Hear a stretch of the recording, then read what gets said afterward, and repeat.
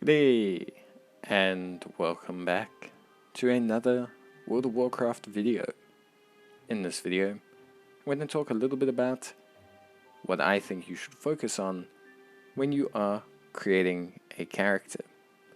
So, a lot of the times I'll have people ask me, friends, people in my guild, I want to make a new character, I want to make an alt, or I want to kind of try something different, and, what should I be focusing on, especially some of the newer players who are maybe unhappy with their first class selection. I think it's very pivotal to consider a couple things that I find to be important when you're making your character. Now, when we talk about aspects of creating a character, I think very clearly, especially now with WoW moving into having cross-faction guilds, it's less important about faction and more important about appearance. How your character looks is probably the most important aspect of any MMO, any RPG, but especially, in World of Warcraft. It's something that's very pivotal. The races are numerous and they all look quite distinctly different. Even the allied races look different. And if you don't like your race, then you're already off to a bad start. Now, obviously, there are certain things like classes that do coincide with your race, and you are going to have to consider these things together, not separately. For example, maybe I want to play a human, but if I really want to play druid, that's not going to work out. However, I can play worgen druid, and worgens have a human form. Does that make sense? There are certain ways to kind of get what you want, or something similar to what you want, without having to really get too complicated with it. Once we've selected our class, I think very evidently the next step is also race is class. There you go. The two are somewhat intermingled, as I mentioned, but the important thing when it comes to choosing your class is a couple of things to consider. Firstly, don't meta chase with your class.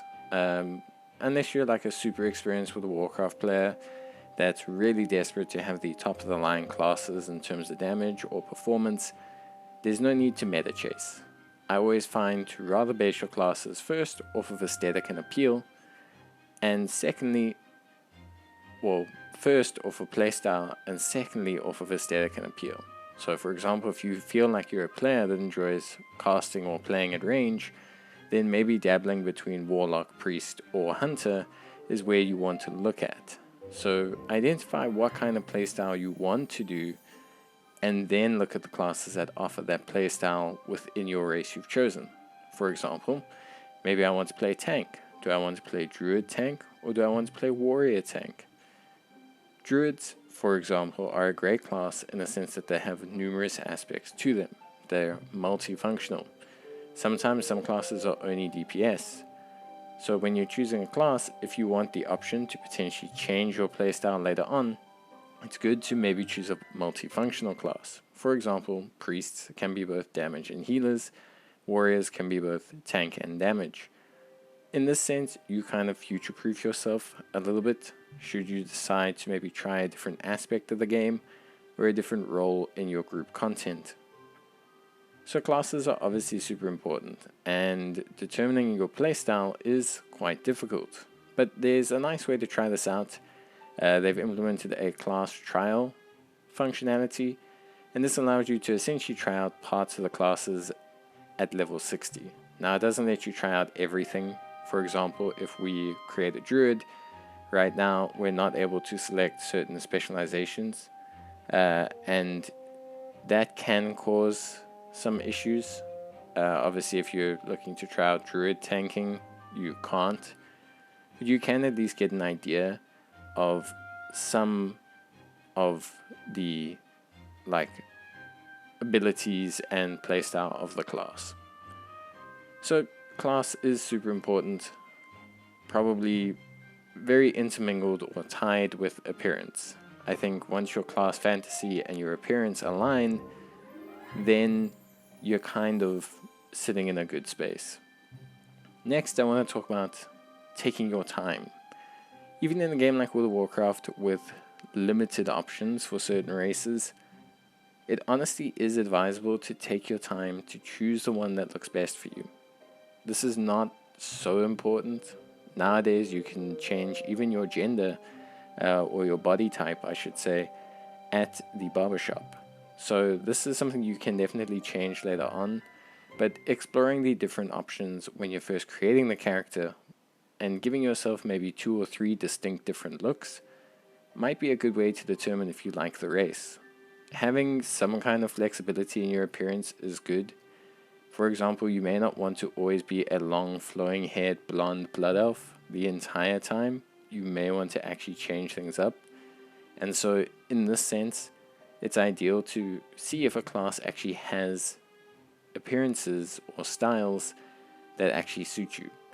And while you're exploring the classes, understand that each of them have a certain level of customization that is different from each other. So as you can see, Nightborn have a vastly different level of customization compared to Magar Orcs. And this is not, I'm not saying this is fair, but it's definitely something you should also factor in. You can change the appearance of certain races more than you can change the appearance of others. So consider this when you are creating your character. It's usually something that's quite helpful. But most of these are changeable at the barbershop. So when I say look at the amount of styles that you can come up with, it's more just to preempt that you're going to want to change your appearance a couple of times. Everyone likes to have a little bit of variation and spice in their life, so changing your style is important. And if there's only like 2 hairstyles you like, you probably might want to consider a different class, because you're kind of stuck with those. They don't change. They add like, I think, 1 every 7 years. So yeah. And then finally, name. Name, I just want to do a quick thing on it, is super important. I had a friend who named himself Vegeta Ida Vegeta Kun, and yeah, he deleted that character about 2 hours later. So try and choose a name that's suitable. Doesn't always have to be RP centric, but something fun. But that's it from me.